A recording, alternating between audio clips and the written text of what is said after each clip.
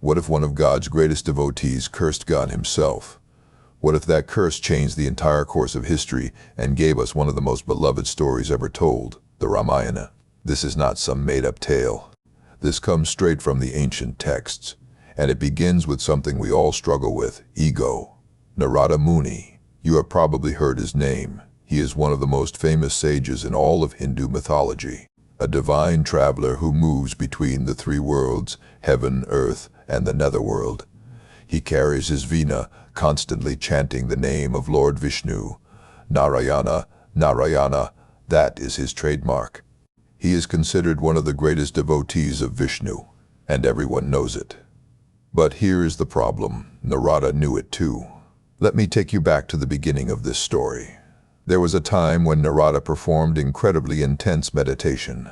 We are talking about thousands of years of unbroken focus. He sat still in the forests, controlling his mind, controlling his senses, and going deep into spiritual practice. And through this meditation, he conquered something that most beings cannot: desire. He defeated Kama, the god of love and desire.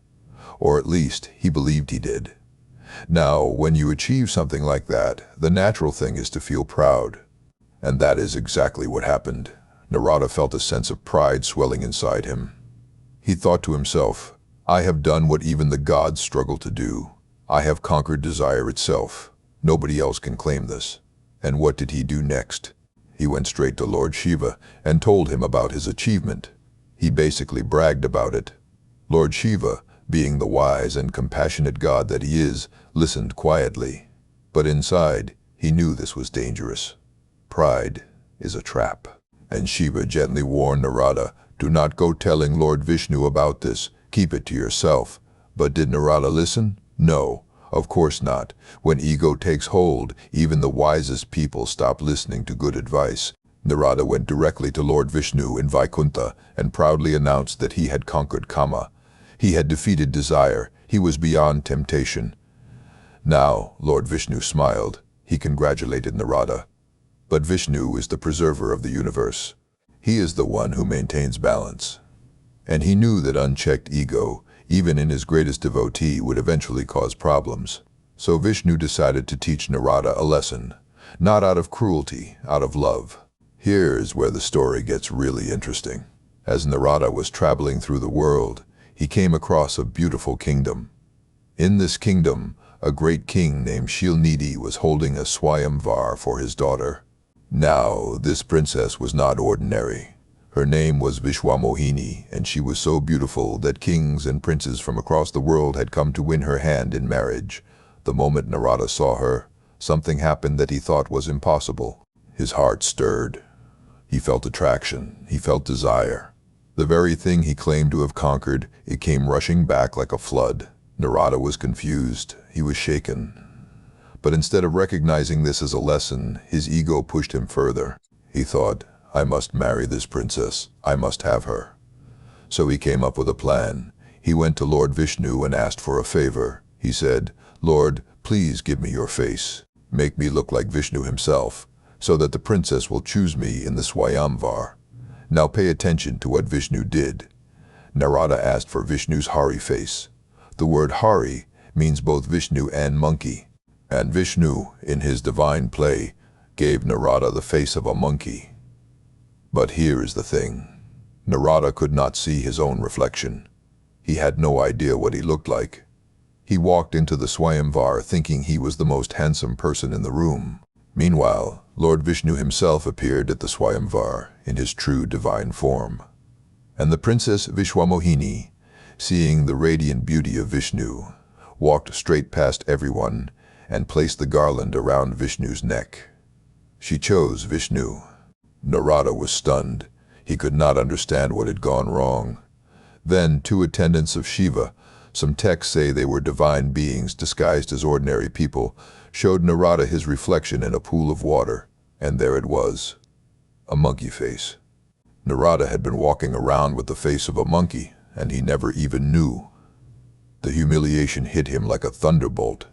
And in that moment, all of his spiritual progress, all of his devotion, all of his wisdom, it was consumed by rage. Narada looked at Vishnu with fury in his eyes. And then he spoke the words that would change everything. Narada cursed Lord Vishnu. He said, "You will suffer the pain of separation from your wife. Just as I have been separated from the one I loved, you will experience the same agony. You will have to wander the earth, searching for your beloved, and you will know what it feels like to lose the one closest to your heart." This curse became the foundation for the Ramayana. Lord Vishnu, bound by Narada's curse, incarnated as Lord Ram, and true to the curse, Ram was separated from his wife Sita when Ravan kidnapped her and took her to Lanka. Ram wandered through forests, crossed oceans, and fought a massive war, all to reunite with Sita. The pain of that separation is one of the most emotionally powerful stories in all of Hindu literature. But here's what makes this story truly profound. Vishnu was not angry at Narada, not even a little bit, because everything that happened was part of a divine plan. Vishnu needed a reason to incarnate on earth as Ram. The world was suffering under the tyranny of Ravan, and someone needed to restore balance. Narada's curse gave Vishnu the perfect reason to descend to earth. Think about that for a moment. Even the curse of a devotee became a tool in God's hands. Even anger and ego were used for a higher purpose. That is the beauty of the divine play, what we call Leela. Now, there is an important detail that many people miss. After Narada cursed Vishnu, he also cursed the two attendants who had shown him his monkey face. He cursed them to be born as demons. These two attendants later became Ravan and Kumbhakaran. So the very curse that created the villain of the Ramayana came from this one moment of ego and rage. But what happened to Narada after all this? Did he stay angry forever? No. The moment his anger cooled down, realization hit him like cold water on a burning face. He understood what had happened. Vishnu had not tried to humiliate him. Vishnu had shown him the truth about himself. Narada had not truly conquered desire. He had only suppressed it. And suppressed desire, like a pressed spring, will always bounce back when you least expect it. Narada fell at Vishnu's feet and begged for forgiveness. And Vishnu, with his infinite compassion, not only forgave him, but also removed the monkey face and restored his original form.